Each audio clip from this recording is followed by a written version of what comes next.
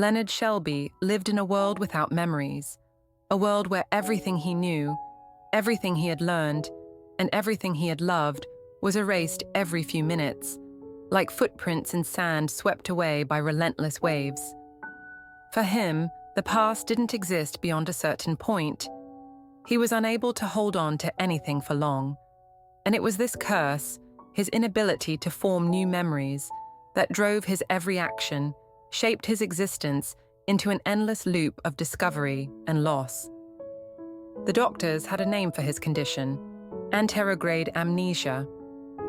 But medical terms meant little to Leonard.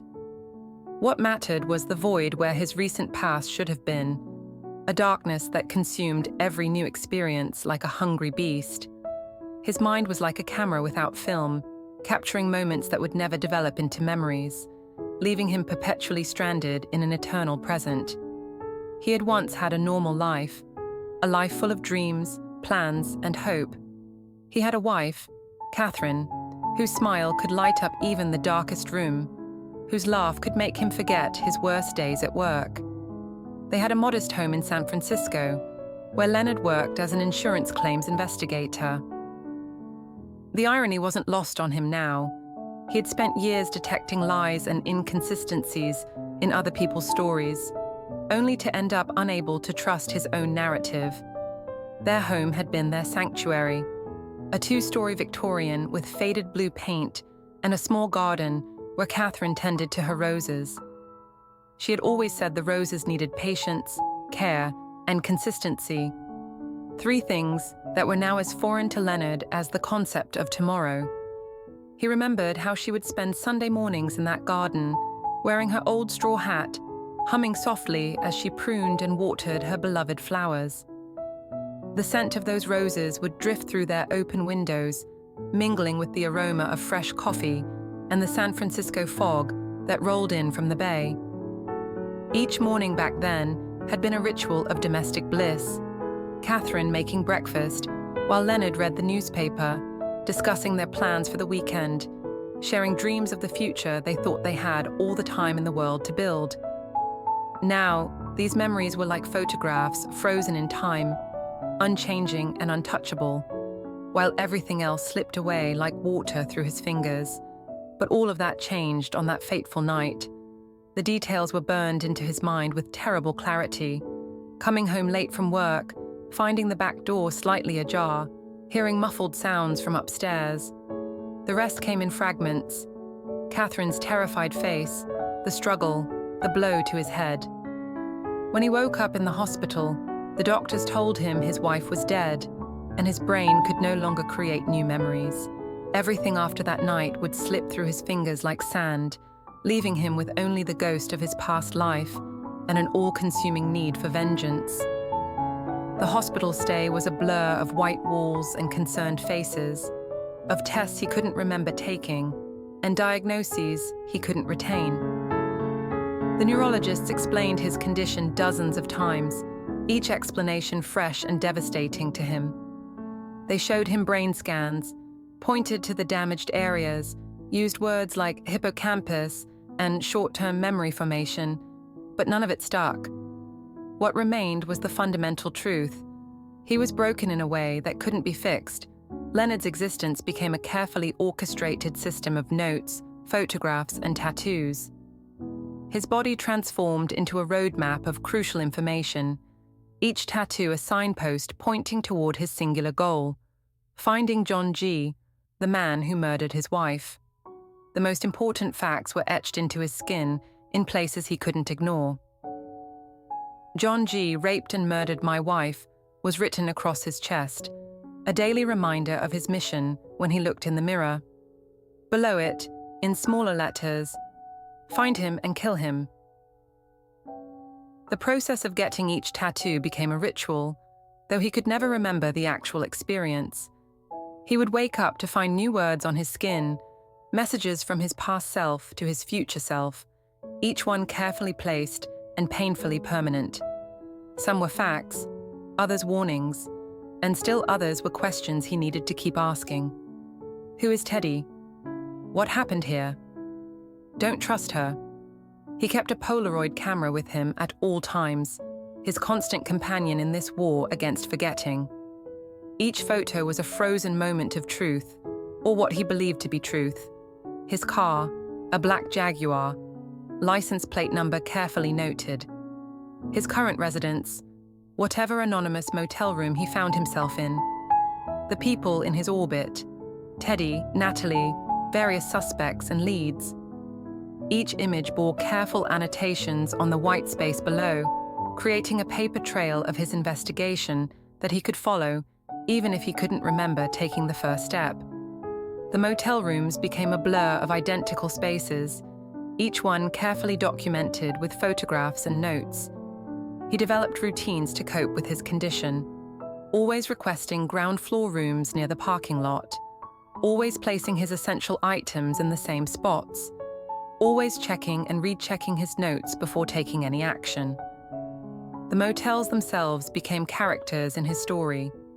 The Sunset Inn with its flickering neon sign, the Paradise Lodge with its peeling wallpaper, the Ocean View, though it was miles from any ocean, with its perpetually broken ice machine. Teddy was a constant presence in Leonard's investigation, materializing like a recurring character in a story Leonard couldn't remember reading. He claimed to be a cop helping with the investigation, but something about his story never quite added up. He had a way of appearing at convenient moments, steering Leonard in particular directions, always seeming to know more than he let on. His smile never quite reached his eyes, and his helpful suggestions always carried an undertone of manipulation. "Memory's not perfect," Teddy would say, lighting another cigarette with hands that never quite seemed steady. "It's not even that good. Ask the police. They don't catch a killer by sitting around remembering stuff. They collect facts, make notes, gather evidence. Facts, not memories. That's how you investigate." The smoke from his cigarettes would curl up toward the ceiling, forming patterns that disappeared as quickly as Leonard's memories. Then there was Natalie, a bartender with sad eyes and a complicated past that Leonard could never quite keep straight. She worked at a dingy bar called Double Down, where the neon signs buzzed like angry wasps and the regulars stared into their drinks as if searching for lost time. Natalie understood loss. She had lost someone too, though Leonard could never remember who or how. She would help him trace leads, make phone calls, run license plates, all while watching him with those eyes that seemed to hold secrets he couldn't fathom. The bar became another landmark in his mapped-out world. Its dim interior was always the same. The scratched wooden counter, the perpetually sticky floor, the jukebox in the corner that played the same sad country songs. Natalie would serve him drinks he'd forget ordering, tell him stories he'd forget hearing, and sometimes, when the bar was empty and the night was long, she'd sit with him and listen to him tell the same stories over and over, each time as if it were the first. His investigation moved in circles, though he could never see the pattern.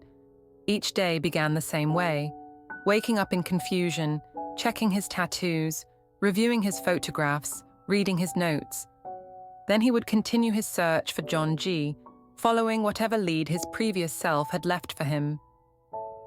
Sometimes he found himself in the same places, talking to the same people, asking the same questions. The city became a maze of déjà vu moments he couldn't recognize as familiar. The streets of San Francisco, once so familiar, became a new landscape to navigate. The fog that rolled in from the bay seemed to mirror his mental state, obscuring landmarks and making everything seem strange and unfamiliar. He learned to rely on his notes about which areas to avoid, which neighborhoods might hold clues, which streets led to dead ends, both literally and figuratively. He kept detailed files on potential suspects, though maintaining them was a challenge that required constant vigilance. Every observation had to be written immediately, every conclusion documented before it slipped away into the void. He developed a complex system of cross-references and color coding: red for suspicious behavior, blue for verified facts, green for potential leads. But even with this system, He couldn't shake the feeling that he was missing something crucial, that the truth was hiding in the gaps between his notes. The investigation led him down darker paths than he could have imagined. He found himself in situations that made no sense, waking up with bruised knuckles and blood on his clothes, discovering weapons he didn't remember acquiring, finding large sums of cash in envelopes marked with dates he couldn't recall. Each discovery led to more questions, more notes, more photographs, more confusion. Sometimes, in rare moments of clarity, Leonard would find himself studying the photograph of Catherine he kept in his wallet. It was worn around the edges, creased from countless examinations, but her smile remained bright and clear. He would try to remember the sound of her voice, the smell of her perfume, the feeling of her hand in his.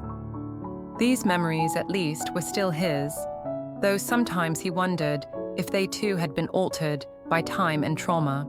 The truth, when it finally began to emerge, was like a photograph slowly developing in darkness. Leonard started finding inconsistencies in his own notes, contradictions in the story he had been telling himself. The tattoos, which he had trusted as absolute truth, began to feel like a script written by someone else. Even the photograph of Catherine seemed to mock him with its unchanging smile, hiding secrets he couldn't access. One rainy evening, in an abandoned warehouse that smelled of rust and forgotten things, Leonard found himself facing Teddy.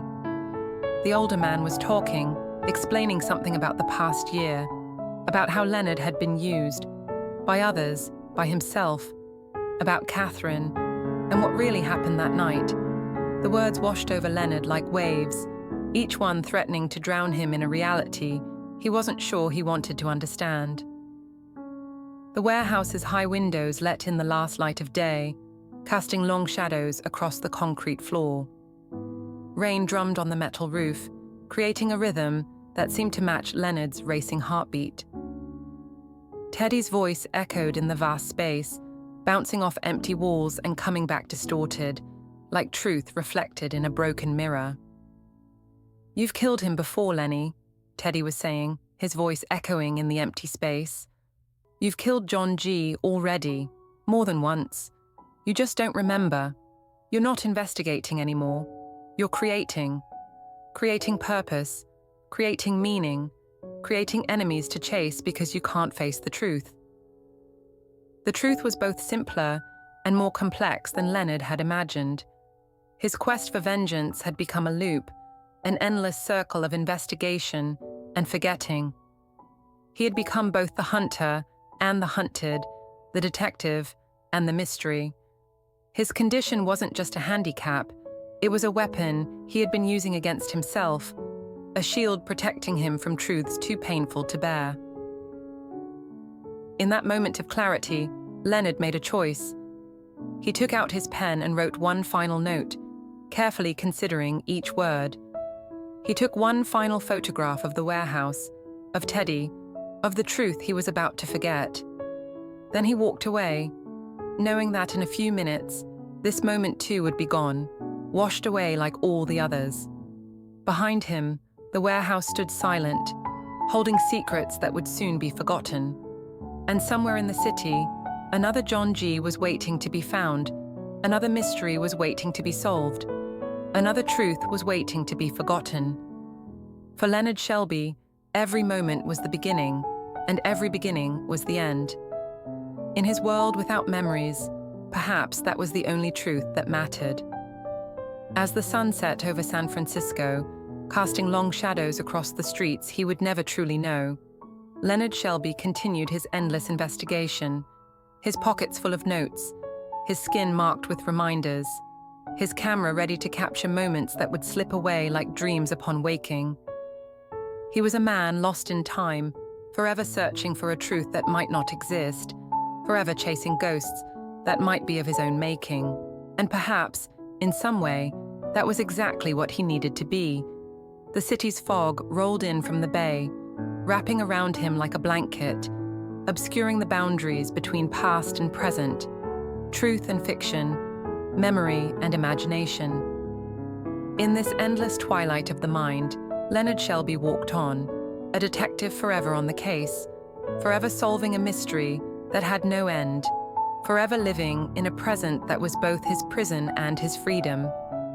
For in his world without memories, every moment was new, every discovery fresh, every revelation as sharp and bright as the first time. And while others might see tragedy in his condition, there was also a strange kind of peace in it, the peace of perpetual beginning, of eternal hope, of a quest that would never end because he would never remember completing it. After all, in a world where memories fade like morning mist, perhaps the only thing that truly matters is the story we choose to tell ourselves in each new moment. And Leonard Shelby had chosen his story, even if he had to choose it again and again, forever and always, until the end of time.